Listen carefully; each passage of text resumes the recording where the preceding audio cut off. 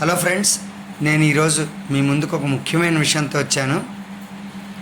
మనం ఈ వర్షాకాలం వచ్చిందంటే ఈ వర్షాకాలంలో వచ్చే జలుబు, దగ్గు లాంటి వాటికి భయపడి మనం తగు జాగ్రత్తలు తీసుకుంటుంటాం.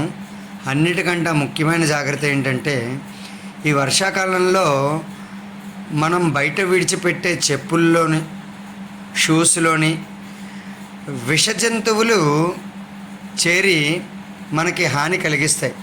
మనం ముఖ్యంగా తెలుసుకోవాల్సింది ఏంటంటే బయటకు వెళ్ళి వచ్చినప్పుడు మనం తప్పనిసరిగా చెప్పులు సరి అయిన స్థలంలో, ఎత్తైన స్థలంలో స్టాండ్లో పెట్టాలి.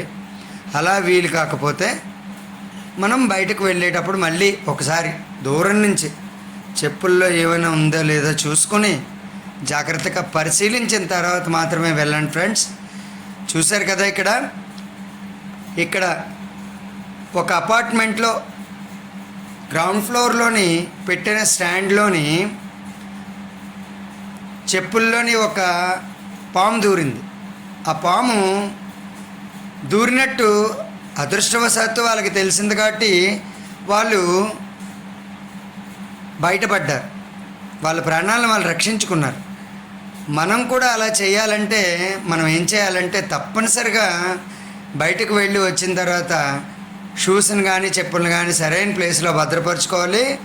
వెళ్ళేటప్పుడు మళ్ళీ మనం ఒకసారి అందులో ఏమైనా పురుగులు కానీ విష జంతువులు కానీ ఉన్నాయేమో పరిశీలించి మాత్రమే మనం బయటకు వెళ్ళాలి. ఎందుకంటే